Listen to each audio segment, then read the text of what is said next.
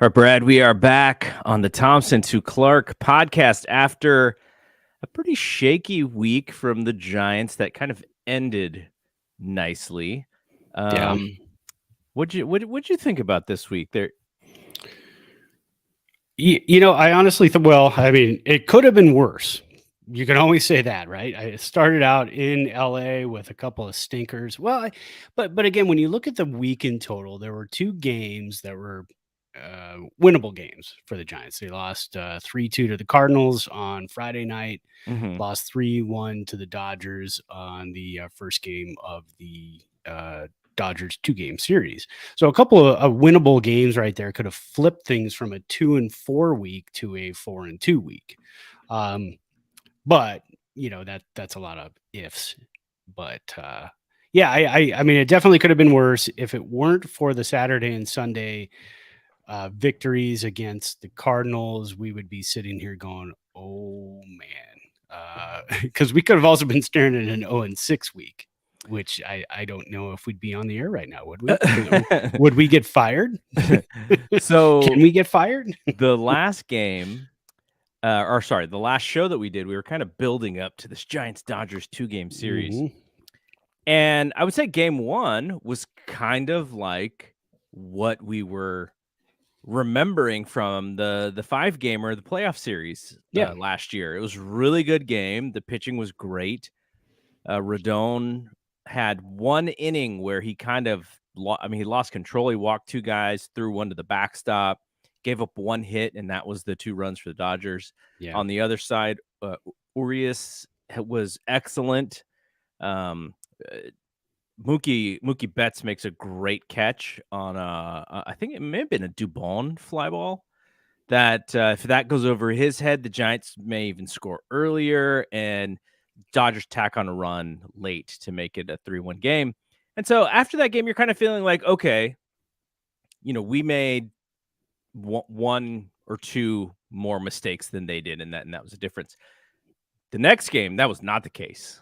No, they just bounced, and it's not like they were killing the baseball. I think Max Muncy did hit a jack, but they were just hitting where the Giants were not, and there was a couple dinks, couple dunks. Brandon Crawford actually leads off that game with a jack, and you're thinking like, oh, all right, we're back. Nope, that was it.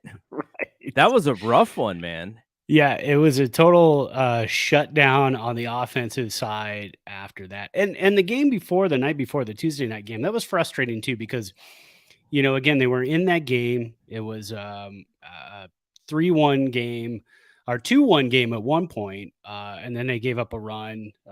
Dodgers got their run back. But what made it 2-0 was Carlos Rodon was just kind of cruising along, and then he throws that curveball to the backstop. Got out of his hand, just completely launched it. I think he'd thrown one a little wild batter or two before that. So I think just the entire ballpark, everybody knew a fastball was coming on the next pitch because it was 3-2. You got 2 outs. He obviously did not have a good grip on the baseballs that night. So, of course, fastball down around the knees.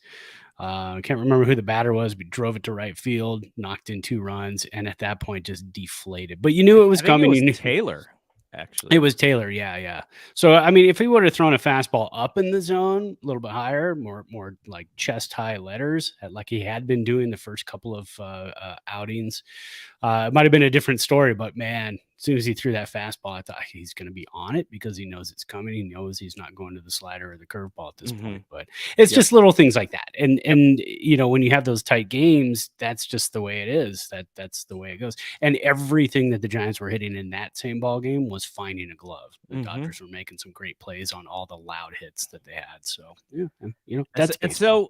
So, there was some sadness, I would say. And we were a little sad after that series, just going like, man, we finally beat them for the division last year. They beat us in the playoffs, and I'm not going to say that this is a done deal. Dodgers win the division and Giants do not. Like, that's not what I'm saying. Yeah. But there's a little bit of a talent discrepancy between those two clubs, especially if you were to match up the everyday lineup. I think pitching, I think the Giants, if they're on, I think the pitching matches up pretty well. But The Dodgers 1-8 or 1-9 is ridiculous. And that's one thing that I don't think the Giants can really match right now. No, they definitely can't. The Giants can absolutely match strength of their 40-man roster. And that's what Zadie brought over from the Dodgers organization, was that strength of the 40-man roster. And you've seen that. I mean, the Giants have been able to kind of hold their own through the COVID issues, through the injury issues, through everything else.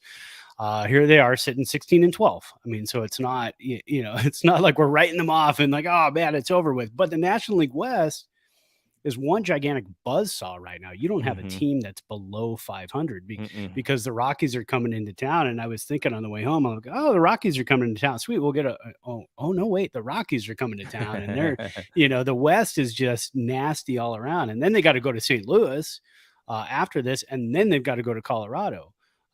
Luckily, no Chris Bryant, but the Rockies have been playing good ball without Chris Bryant. So, it's going to be a battle. Every game the Giants play is going to be a battle. 162 games. Rarely are you going to get that game where, I mean, even the Saturday night game against the Cardinals, Buster Posey Day, Giants break out to a nice, decent lead, and then Cardinals start clawing back, and then the Giants got to go to the bullpen and switch things up and hit some more home runs and drive in more runs. And so final of that one was like 13-7. Yeah. So even that wasn't really a cakewalk, I wouldn't say, the entire game. No. And then Sunday's game, 4-3 win.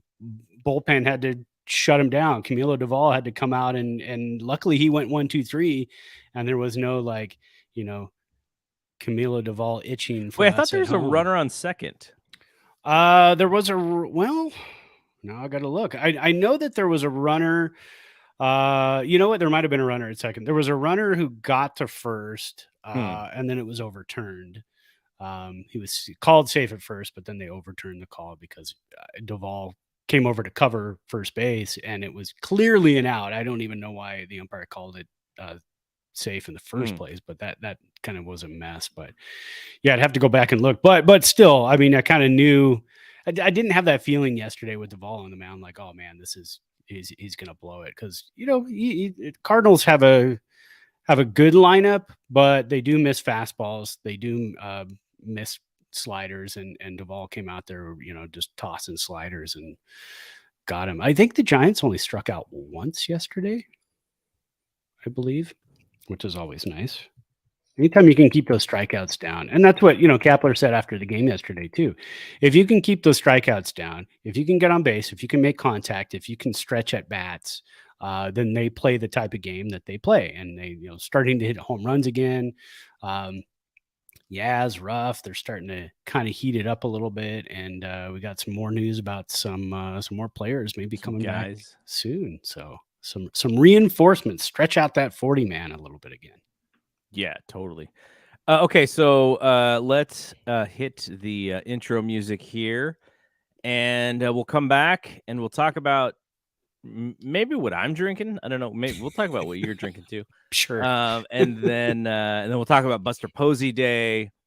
We'll talk about the player of the week, and we'll talk about our minor league update, because Brad and I are keeping a close eye. I mean, we're keeping an eye on the minor league system, but we're focusing on 2 players each, and we'll update everybody on how those 2 players are doing. Bedrosian throws to Sandberg, and the pitch is grounded to second base. Thompson has it, throws to first. It's over. 27 years of waiting have come to an end. The Giants have won the pennant.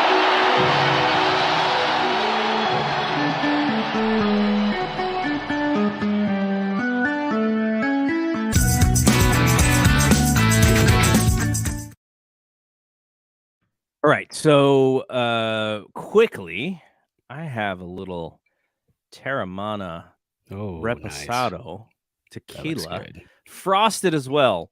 Now, I'm still uncertain if I like it frosted or just regular and then pouring it over ice, because what happens is, two reasons. One, when the bottle is frosted, it's very cold trying to open and hold it in your hands. So that's one. Yeah, trying to pour it, and then you end up with the blank fingerprint spots where your hand warmed everything up. Yeah. The second reason is because it makes the liquid a little thicker. So it almost has the if you were to take like some sort of cough syrup or something, like it's that kind of thickness. Yeah. So It's I'm not. almost I'm like still. it's getting syrupy kind of at that point. I'm a little still bit, not yeah. sure if I like it that way better, but that's the way The Rock drinks it on Instagram. So I've been keeping it in the freezer. Well, you have to then, because if The Rock does it, you know what that means.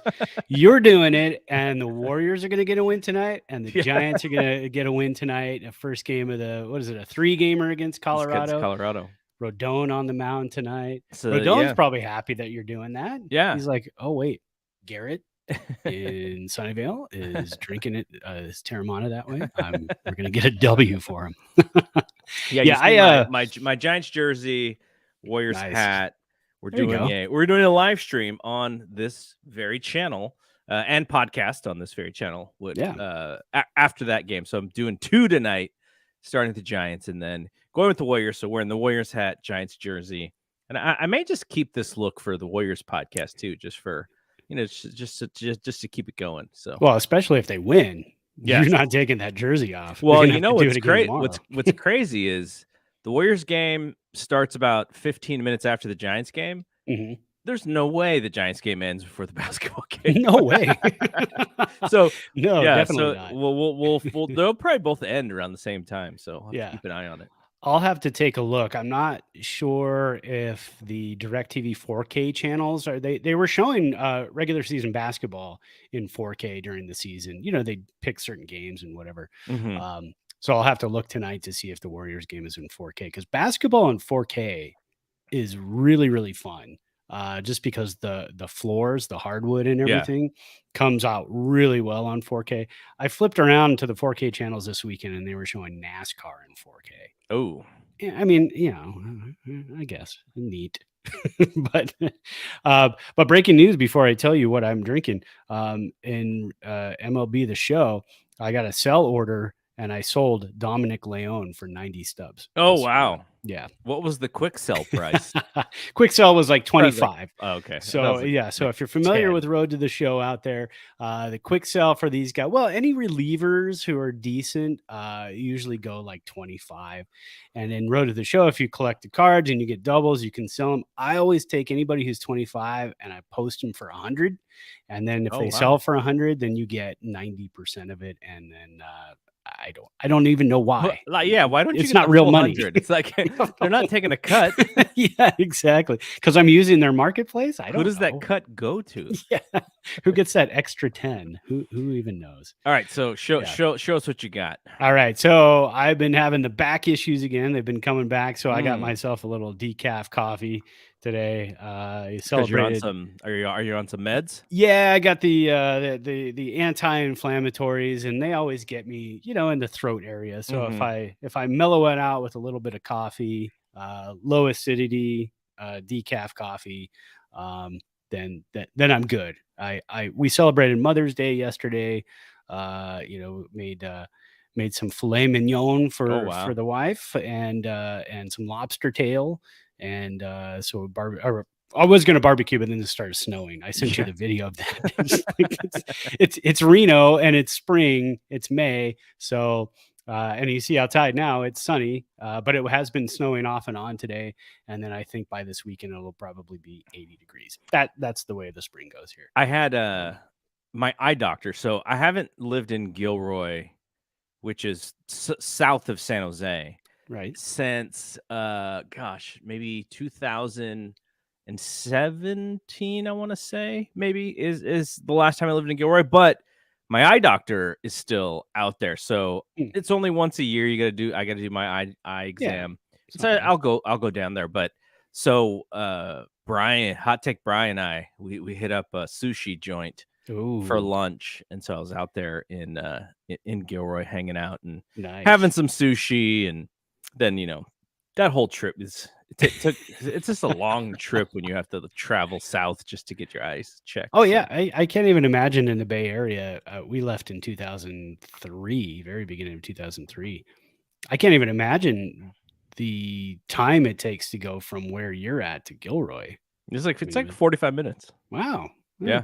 Still nice though. I mean, you guys have a lot of nice stuff to look at. So do we. We have the mountains, and I driving to work this morning. The mountains were covered with snow, so that was kind of nice. And then I got out, and of course, I've been wearing a short sleeve shirt and like a light fleece to work the last couple of weeks.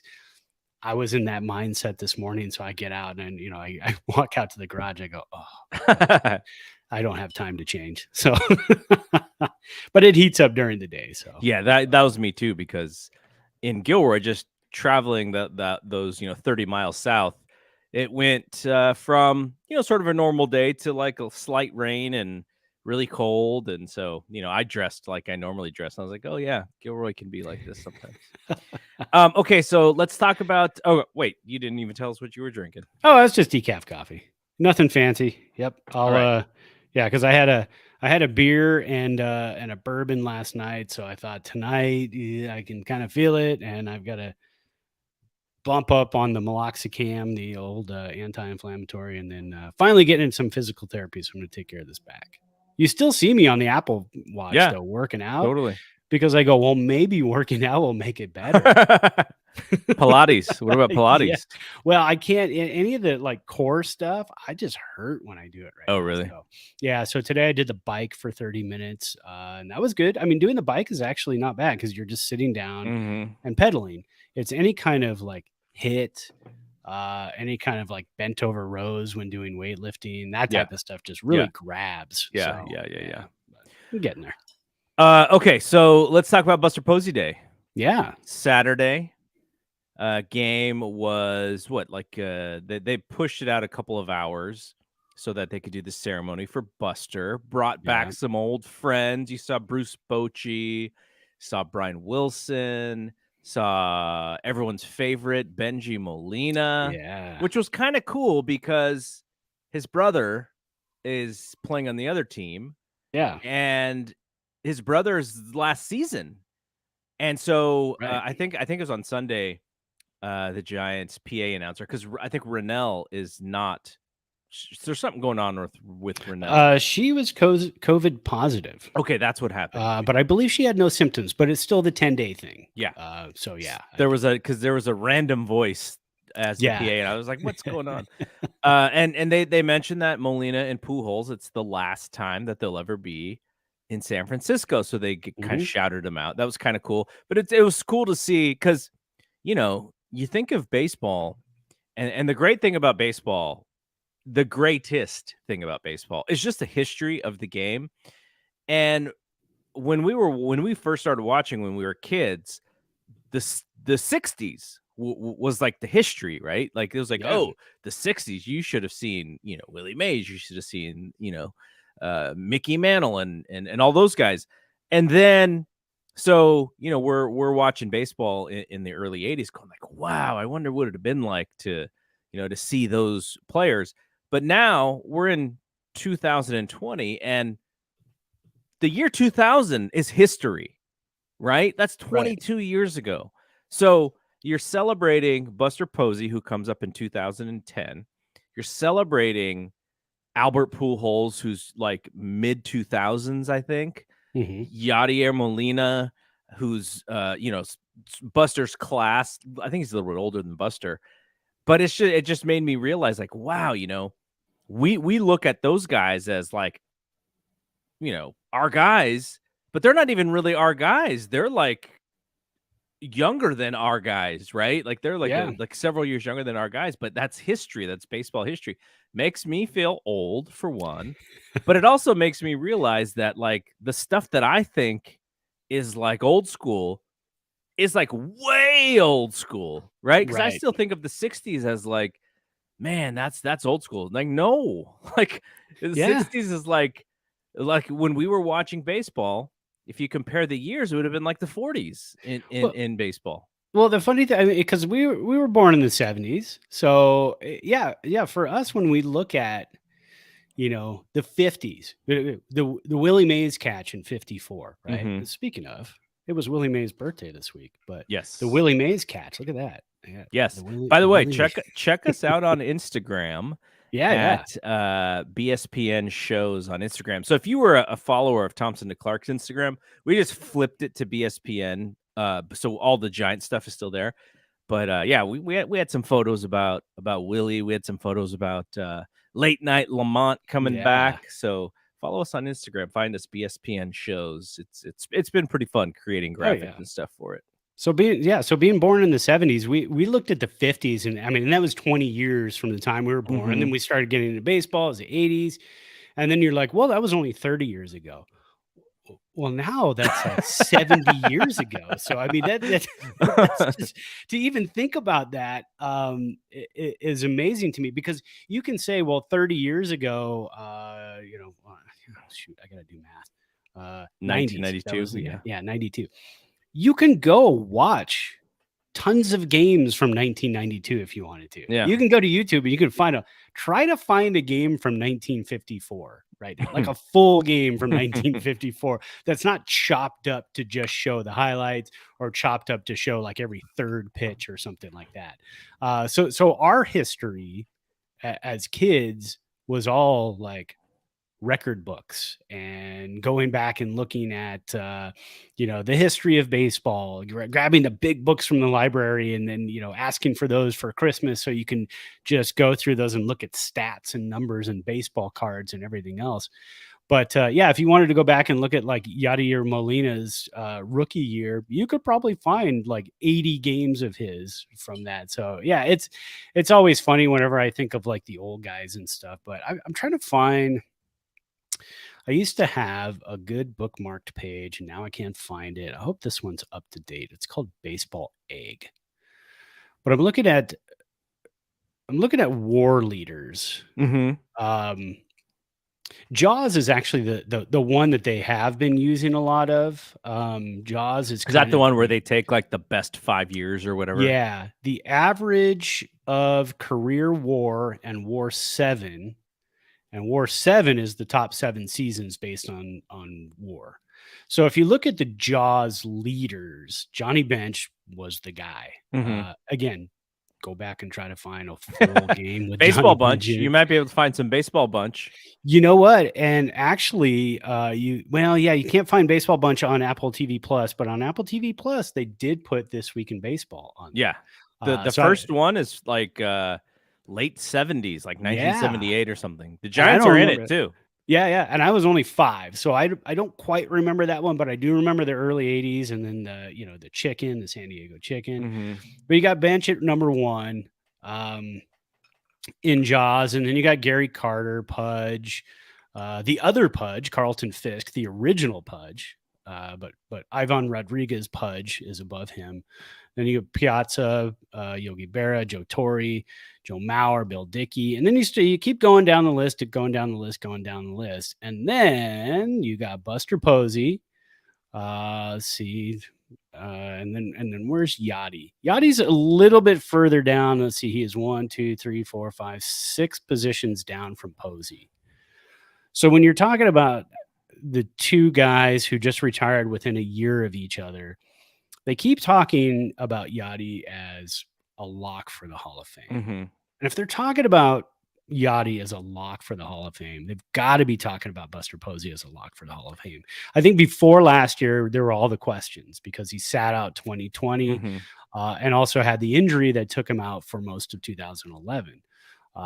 But I think last year kind of solidified the fact that he will be in the Hall of Fame, because you look at the catcher position, what other catchers are you going to have that are going to be heading into the Hall of Fame within the next, even 15 years? There's no other catcher out there right now who you can look at and say, that guy's a Hall of Famer. It was Yadi and it was Buster. That's it. There's nobody currently playing catcher. Salvador Perez. Sal Perez, yeah.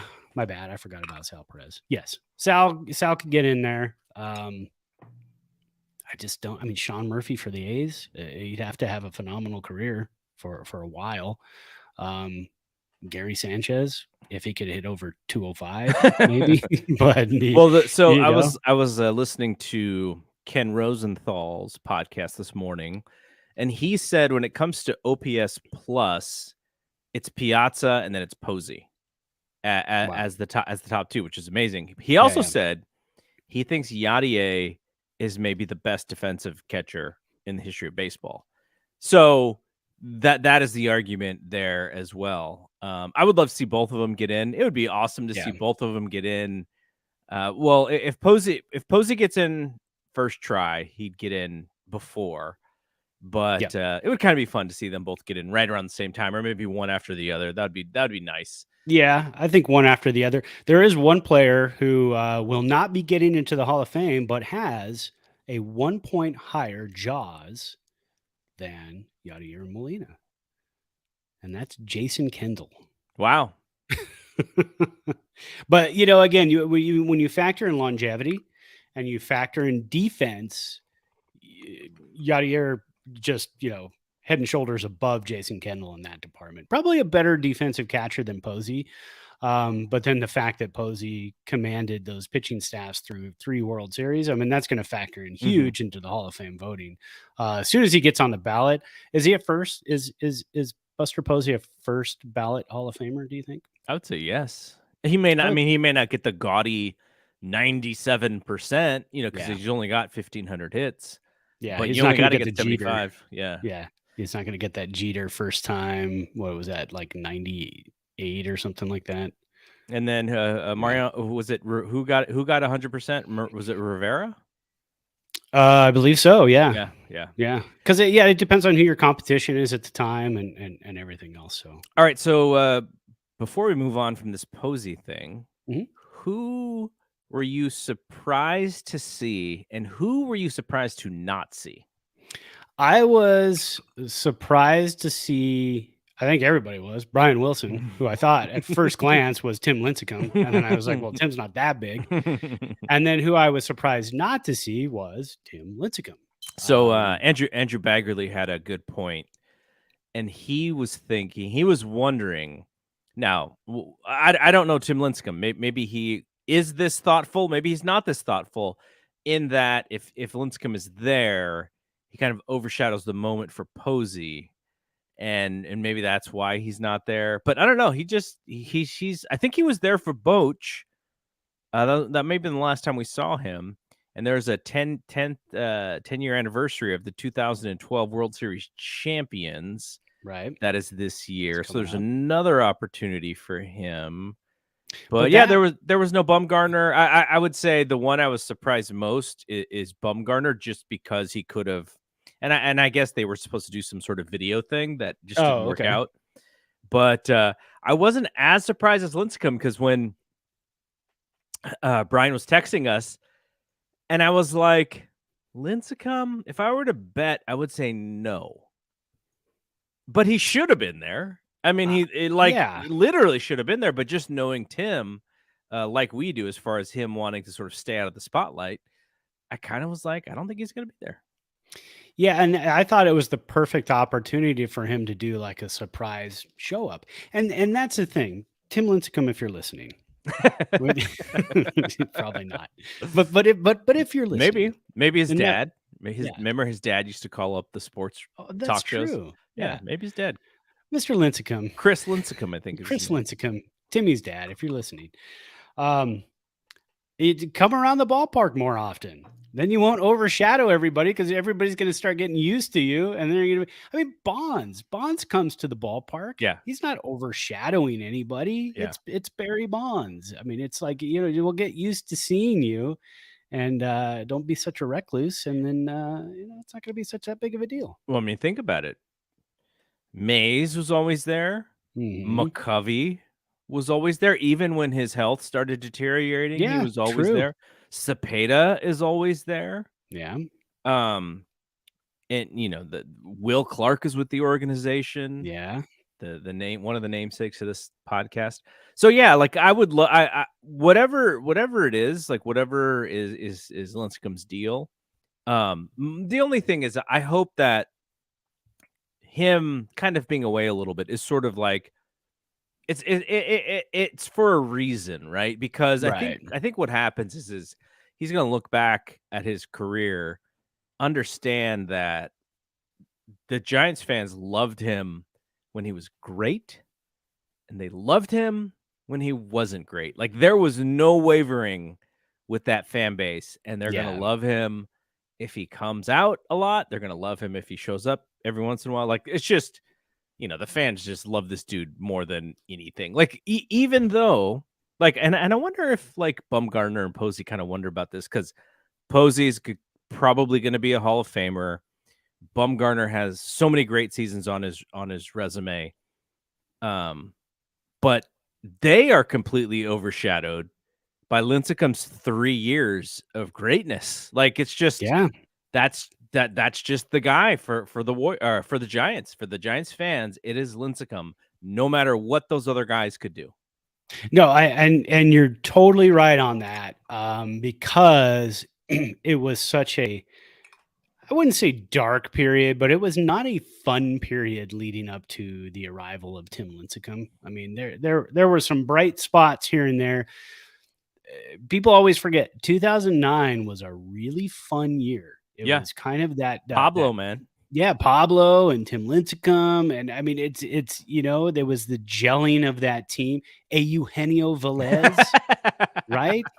I used to call him the Hands of Stone because of how he fielded the baseball. Yeah, I cheered for that guy so hard. I was his biggest fan, man. But yeah, that, I mean, so that was kind of like the introduction, the gateway into the championship teams. And yeah, I mean, you do mention that there is that 2022, 10-year reunion of the 2012 team, but that got to the point where it really wasn't Lincecum's team anymore. No, he was, gosh, was he coming out of the bullpen? I'm trying to remember what his role was on that because team. He came out of the bullpen against the Reds in that series, looked good, and then got hurt, and then we kind of didn't see much of him the rest of that series. So around 2012 was not kind of his deal. So I'd be shocked if he showed up for the 2012 reunion. Really, I mean, that would be shocking to me. Well, what they should do is they should combine 10 and 12, right? Because they weren't able to do 10 because of the pandemic. Yeah, so they should just combine them. That'd be kind of cool. So here's a weird thing. Just a quick side note. So Twitter's down. We can't get to Twitter, but I just got a tweet. And I still can't get to Twitter, but on my phone, Baggerly just posted that Belt is scratched again tonight. Oh, so, that's a bummer. Yeah, he's still hurting with he's essentially just got a stiff neck. Yeah. I don't know. It's rough. It is. Yeah. I mean, I would say like he's not an old guy. He's in his mid-30s, but I was waking up with stiff necks in my mid-30s. So. Yeah. But he did it on a swing. I did it sleeping on the wrong pillow. It's not the same. I've definitely got a stiff neck from like quick jerking, like in the car, like trying to make sure that I didn't get hit by some random weird driver. Any quick movement can sort of lock up the neck there. Well, all right, I get them by doing something like lifting weights or whatever, but I don't do it right away. And then 3 or 4 hours later, there it comes, man. Yeah. And you're like, when did I do that? Yeah. All right. So yeah, great day for Posey. It was so cool. He was cool and calm and collected you'd expect. I'm sure he didn't want all of that attention, but he played into it. But Benji wanted a Buster hug. I think somebody mentioned his speed and he had made a joke about it. So very cool stuff for Buster. Yeah. All right. Before so we're gonna try and get through these next two segments fairly quickly. All right. So player of the week. I know you can't check Twitter, but no, but Twitter's working on my phone, so I'm gonna pull it up because why not, right? So we do the player of the week poll every week, and this week there it is. This week I threw 3 players up there. I could not find a pitcher this week. As you know, you can just look at the box scores and you can figure out why I couldn't find a pitcher this week. It would have had to have been Rodon. Junis, maybe? Nope, you're not gonna guess. I mean, it wasn't Mac Cheese, that's for sure. No, I had somebody Rogers either. I had somebody on the cusp that was going to break into the 3 players I put up there. I put all 3 hitters. John Brebbia. Oh, yeah. He did. He had that 8th inning. Yeah. So he had the 8th inning, but he had 4 appearances this week. And I think he only gave up 1 run in the 4 appearances, and had like 11.29 Ks per 9. I mean, he was dealing. He had a really good week. Because with Littell out, it's kind of that situation where now because Brebbia and Littell are kind of those types of pitchers, those mid relievers that come in, throw some smoke, throw some sliders. Someone hit a jack off of Littell. Who hit the jack? Oh God, I don't remember. Was it Carlson? Yeah, I think it was. Was it that 3-run? Yeah, that was a blast. Yeah, ball was flying on Saturday. So the 3 players I put up there coming in third place, Darren Ruff only got 4% of the vote. Poor Darren Ruff. He had a good week. Probably because he's still hitting under 200. Yeah, but he's off the schneid, though. So that's the good thing. He hit 300 on the week, 379 WOBA with a home run, 4 ribs, 3 runs, 3 walks, and a 13% K rate. Anytime you see that K rate get in the like 10% range, the 15% range, then you're having a good week because you're not striking out. You're getting on base. You're creating runs. That's where your WOBA comes into play, and that's why I love that stat so much. Coming in second place, Luis Gonzalez with 21% of the vote. Nice week at him. Didn't hit any home runs, but he hit 353 on the week, 360 WOBA, 3 runs, 2 ribs, 1 stolen base, and a 5% K rate. And I think that's like in 23 plate appearances. Okay, here's a question. Yeah. He looks like a guy who should stay on the main roster. Absolutely. Yes. But Longoria, Mhm. La Stella, those guys are still coming back. Yeah.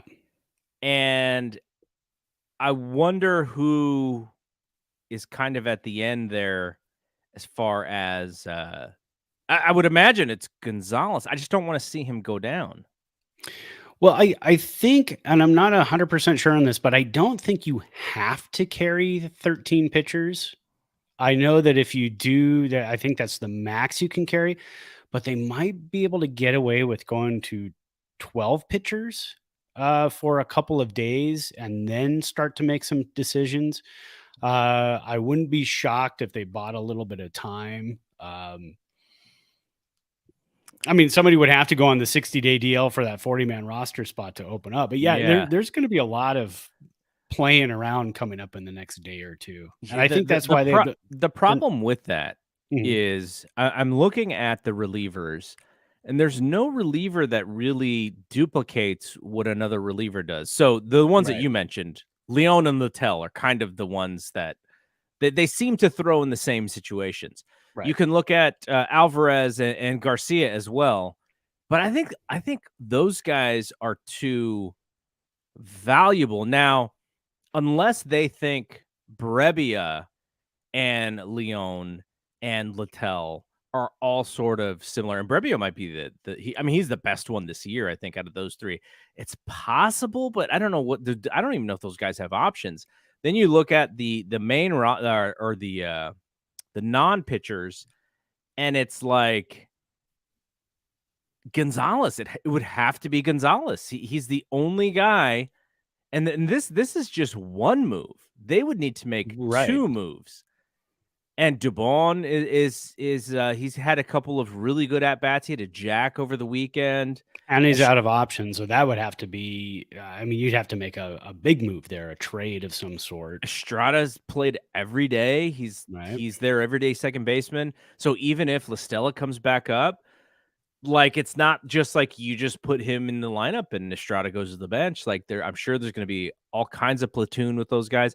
So I literally don't know what's going to happen. And I guess Longoria is like ready. Like, they just have not made the move yet. I'm assuming because they don't know what to do, or there's stuff that they're working on that they have to do. So that's it's quite the conundrum for the Giants. Yeah, for sure. Staff. And I don't think they wanted to activate Longoria tonight. And I think, and again, it's to kind of drag that out just a little bit. I mean, they're facing a lefty tonight, and then they face 2 right-handers the next 2 days. So if they don't activate him tonight, are they going to activate him against 2 right-handers in the next 2 days? Is he just going to hang out with the club and continue to work out for the next 3 days? You know what would suck? What would suck? Yeah. Belt goes to the 10-day DL with the stiff neck. That would suck. Well, but even if he goes on the 10-day, I mean, let me think here. I got to take a look. Oh yeah, Longoria is still only on the 10. So that's probably the move. I was going to mention that, but I thought for some reason Longoria, excuse me, was on the 60 day and had to come off, and they had to clear a spot. I mean, they the got 40 man, all these guys like Padlow and yeah. Well, yeah. I mean, Luke clearing a spot on the Williams. 40 man is not difficult at this point. Yeah. But yeah, that's going to be a tough one. But yeah, I think there's a possibility, because that's the other thing too, is if Belt gets in the lineup and actually plays and takes one at bat and is still hurt and comes out of the game, you can't retroact the 10-day back to the last game that he played in, because he will have played in a game. So now you're at that 3-day mark or whatever it is. And so you could say, okay, well, we can fit him in there. But yeah, so that's going to be the move. All right. Really. We went on a crazy tangent, but yeah. Let's get to the next guy. We always do. Yeah. Oh yeah. So we're still doing that. We're still doing the player of the week. We're still doing the player of the week. Yes, we did go on a crazy tangent. I was like, well, it wasn't that bad. I forgot what I was doing. So yes, it was that bad. All right. Back to the player of the week. Coming in first place, Mike Yastrzemski. Yaz, baby Yaz is back. For the video folks, you're really going to like this photo for player of the week. Oh, is it the dirty one? It is the dirty mustache one. I love it. Yaz, 375 average this week, 436 WOBA, just creating runs all over the place. 1 home run, 3 ribs, 2 runs, 10% K rate, walked 3 times. Hot take Bry is not going to like the Yaz is tearing it up, but he does get to see the good Yaz. Finally, so that's good. Yeah, for sure. He had a sac fly, I think, at that game as well. So he's put the ball in the air. He's when he can square up, he's got so much torque in that swing. It's really fun to watch. Yeah. I started calling him the Yasmanian Devil. I love that. Yeah, I like that. We're gonna actually get a Photoshop going on. We have to make that happen. The Yasmanian Devil. I'll see if I can come up with it. Yeah, I'll do some chintzy Photoshop for you. Well, I have my cousin, my cousin's husband. He likes to do a lot of just to kind of stay sharp on that stuff. I'll shoot him a photo, and the best one was not the best one, but he's done all the Brandon Belt ones that I've showed you. But the last one that he did for me was remember the 49ers backup quarterback Nick Mullins? Oh, I do. So little Nicky. We put him in the cover of Little Nicky, the Adam Sandler movie. So that was the last one. But yeah, maybe we'll get a Yasmanian Devil. Okay, so I voted for him solely because of that home run yesterday. That was a blast. That was. Yeah, I was in the room and I was doing something, and I was getting ready to turn off the TV in the bedroom and turn on the TV in the front room, come out, chill out, watch the game. And oh my God, it was so loud. The second he hit it, and then McCovey Cove Dave in his kayak started heading like full speed towards it with his Bluetooth headphones. Every time I see stuff like that, I'm like, yeah, but what if you fall in the water? Then you're your headphones. Well, I have a pair of Bluetooth headphones that are waterproof. So oh wow, there you go. Maybe his are waterproof. It would make sense because that's what he does every weekend. All right, I think he knows what he's doing. Yeah. All right. So last segment before we get out of here is Brad and I picked 2 players each from the minors that we were going to follow fairly closely, and we're going to talk about those guys. Now, I will tell you that a lot of where my it's not even insight, because there's no real insight from me, but Roger Munter's Substack, There Are Giants, I'm reading that. Almost I get behind because he posts so often and they're so in depth. You kind of got to stay with the post. You can't just skim through them because he's writing about everybody. Yeah. But Roger, his Substack is awesome for this exercise. And so we're going to talk about the 2 guys each. So we'll go 1 and 1 Brad, who do you want to start with? Do you want to start with the good one or the bad one? Let's start with good. Let's go with good because we want some good vibes for tonight. So hit me up with Kyle Harrison. All right, so let's see if I can share the screen here. Yeah. I'll share the screen for the let me see here. Because there we go. Wait, where's Killer Kyle Harrison? There we go. All right. So you should see his stats there from the minor league baseball website. There we go. Yep. All right. So talk about Kyle. Yeah. So Kyle Harrison having a good time himself in Eugene. He has really kind of been the number one pitcher in the Giants minor league system, which is great. I mean, it's number 3 pick, or it's so tiny I can't read it. But I'm trying. Let me. It's just because my eyes are so bad. Let me jump. Oh, there you go. A little bit. There you go. The old Control Plus. Yeah. Yeah. So this year he's 0-1, 2.37 ERA, 5 games, 19 innings, 42 strikeouts, which is ridiculous. We keep talking about, the course that Zadie sets for these guys.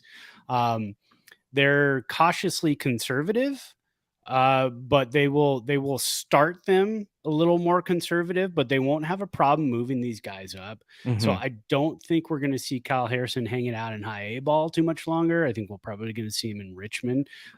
We did talk about, earlier today, like Richmond's going to be the team pretty soon because right now Eugene's the team. Yes. And these guys keep tearing it up, and pretty soon Richmond's going to be the team. And I think that's actually where Roger's is out east. So for him to go to the Richmond games is a lot easier. Yes. But yeah, so Kyle Harrison, I think from what I see on Roger's numbers here, 50% K rate, 42% K to walk ratio. I'm probably not reading that right, but he's got him as an A+ right now. So that's the good. We'll lead off with the good and we'll go from there. I mean, he may, like, if you did all of those rankings all over again, he may be the number 2 prospect behind Luciano. Like, it's possible. I'm sure they'll sort of redo them at some point. And if that happens, I could see him being number 2. The interesting thing, so I guess the one negative thing about him is just ball to strike. You want to see he's not hammering the strike zone as much as he probably could be, which is kind of amazing because of his strikeout to innings pitched, which is very ridiculous. But let's go to my first guy here. So we'll talk about their number 1 prospect, Marco Luciano. He struggled when he made the move up to Eugene last year and not having any struggles this year. Hitting 300, he's hitting bombs, the OPS at 887. He's kind of calmed down a little bit because those numbers were a little higher a couple of weeks ago, but I just, he's everything that they want him to be so far. And here's kind of an interesting thing for me with him, which is his body type. Like, he's not as tall, right? A-Rod was probably 6'3", 6'4", right? But he's 6'2", and he's just going to get bigger. And I wonder how long he stays at shortstop, because that is a position where, he's going to have to be a little more rangy than tall and long. It would be easier for a rangier guy to get the balls up the middle.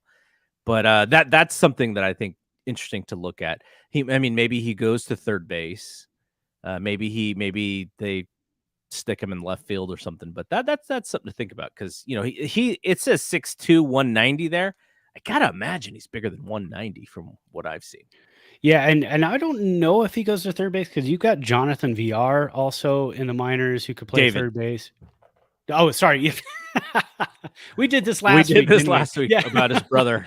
One of the VRs. Yeah. We're like, is that his brother?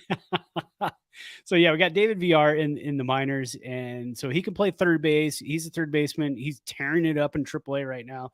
The Giants are going to need in a couple of years, a year or two, they're going to need a third baseman, shortstop, and a left fielder. Yeah. So I mean, yeah, you really could. I could see Luciano as an outfielder. I would think they would start working on that with him fairly soon. They're probably just letting him, hey, work on plate discipline, work on what you do for now, and then we'll go from there. So. All right, your next guy is not as how much of a happy story here. No, he's hurting me right now, and I feel for him because this is a guy that the beginning of the last couple of seasons we've just pulled for the guy. He had the COVID issues, and then they had himself had COVID issues. Yes, and then with the 2020 minor league system getting wiped out and everything, and then coming back last year and getting hurt. There's just a lot of things, a lot of problems for the guy. He's hitting 118 right now. His OPS is 450. 3 stolen bases, 3 home runs, 68 plate appearances. And I want to look at his strikeout and walk numbers because they are really, really rough right now. 68 at bats, 30 strikeouts. It's almost a 50%, 40 something percent strikeout rate, and only 7 walks. In that time. That's what his on base percentage is, only 200. A chance he goes back down to low A ball. San Jose. Am I going to get to go see him play? Yeah, you might. I mean, that's always a possibility. 2019 draft pick.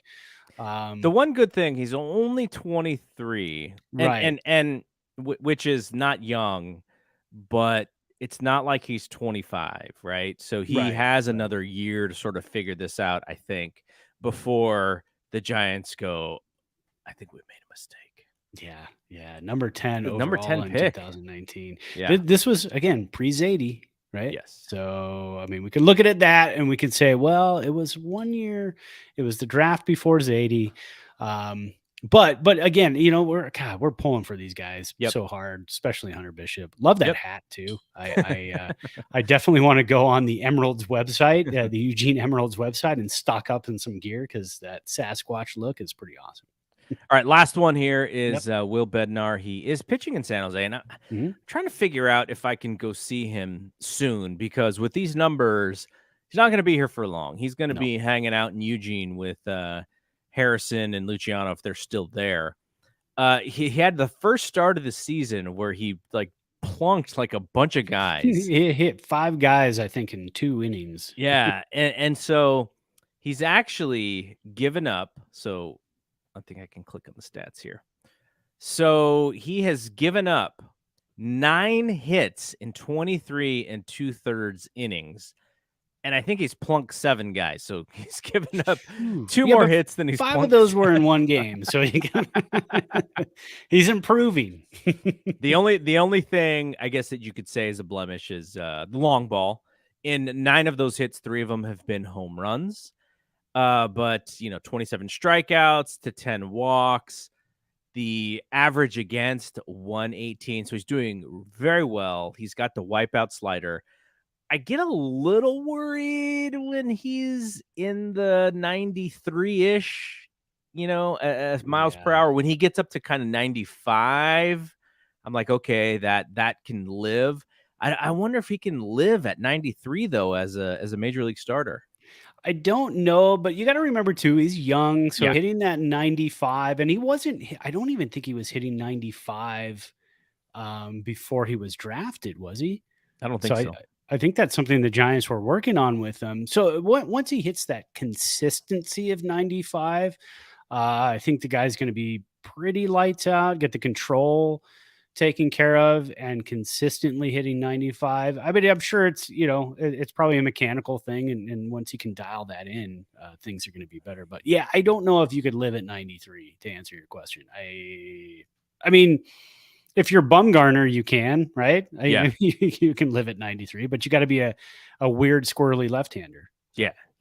The second Lincecum was trying to live at 93. That was not, they weren't having it. No way, man. All right. So we're going to end this a little bit early. We moved through some topics pretty quickly, but just want to take this opportunity to say, if you're on Twitter, follow us at Thompson to Clark. We also have a Facebook group and a Facebook page. by the same name. And if you're listening to us on the audio version and you want to watch the video version, BSPN shows on YouTube. We also, as much as we can, try to broadcast to our Facebook page. Sometimes it works, sometimes it doesn't. I don't know. There's something going on with Facebook right now because I've had some issues streaming to Facebook lately. But the audio version of this podcast is also on BSPN. And if you search for us on BSPN, you may have to throw in a Bay Area sports in there in that search because, we're still kind of new. And if you, throw that rating up there, 5 stars will definitely help us get more easily searchable in there. So, so we will be back next week, and we'll be talking about everything that goes on with the Giants. Hopefully they do better than a 2-4 week.